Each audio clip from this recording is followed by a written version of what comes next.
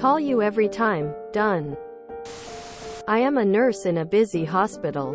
Had a surgical patient that the surgeon said not to call him at night if the night hospitalist could take care of it.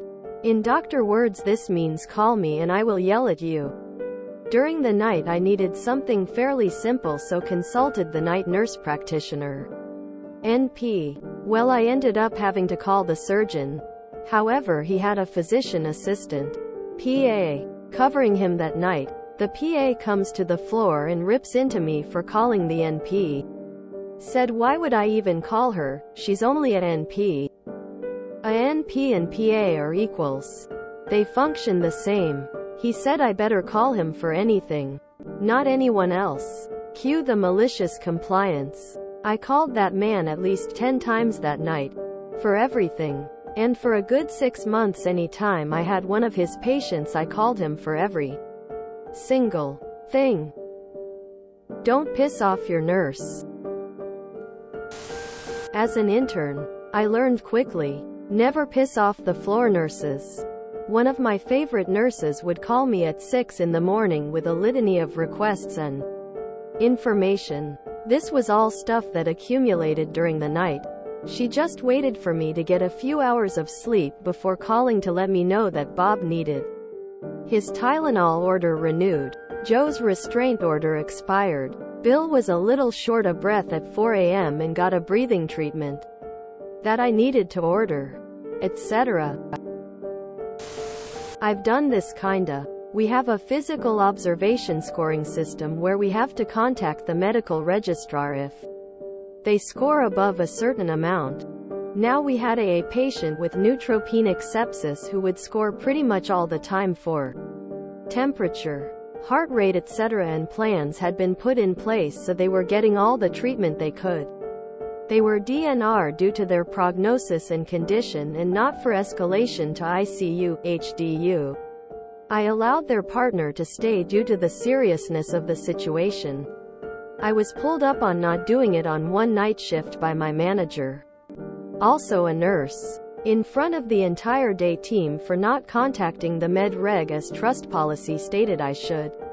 I justified it by saying that the day doctors had put plans in place and there was no need and nothing else that anyone could add. Didn't matter to my manager. The following night I contacted the med reg every time observations were done as the patient was scoring. As they were scoring so high we were checking them every 15 minutes. I got a total telling off but reported back that my manager had told me to despite my rationale on not doing so the previous night. Come the morning, the med reg was at handover and had words with my manager about trusting her staff, the use of common sense and not blindly following guidance. My manager ended up making my life living hell and I left to work in critical care partly due to the suggestion of the med reg. Good work. He showed disrespect towards the NP and got served with the consequences. Should teach him to respect his colleagues. I did something similar when I worked a railway. I was a signaller controlling a section of single line with two-way traffic. The line had crossing loops. It doesn't take a Mensa candidate to realize that any one bit of single line can't have more than one train on it at a time. So it was a case of Peter or Paul, depending on the time and circumstances. I'd either push a lat runner through making the other train waiting a little late, or hold the late runner and push through the other train, making it later. I had authority to do so in my role. Some bright spark up in higher control wanted every late runner, so we reported it, down to 30 seconds behind. You can imagine this resulted in hundreds of calls. Controller fades after 2 days. Never cross a nurse, they know all the tricks. He's simultaneously smart and stupid. FAFO. You better not disrespect your colleagues. Friend of mine is a nurse in anesthesiology, fairly experienced. A colleague of ours, Dr.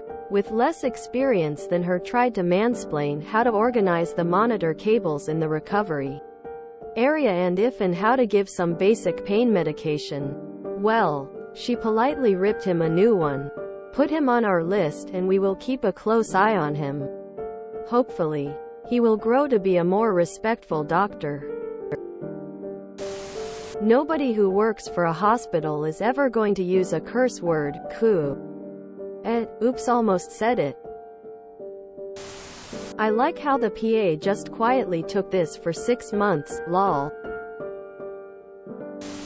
And, yes, a nurse practitioner and PA are equivalent in terms of open of practice and level of education. Interestingly, in my state, a NP can practice on their own. A PA cannot. Ooh, FAFO! Exclamation mark. Exclamation mark.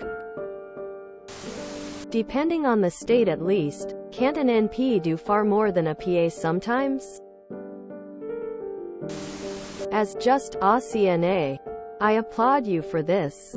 I work on a PCU floor. Abnormal vitals are a way of life.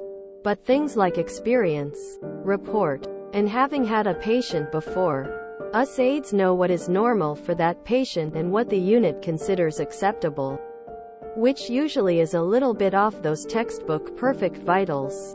Every now and then you get a new grad, or a med-surg nurse, that wants informed of anything not in normal range. It doesn't take long of them being bothered with insignificant things, especially if they are dealing with something actually important, before they learn to trust us and our CNA common sense. If you enjoyed this video, please check out our playlists full of similar content. Epic Heracast is like doom scrolling for your ears. Please like, share, and subscribe.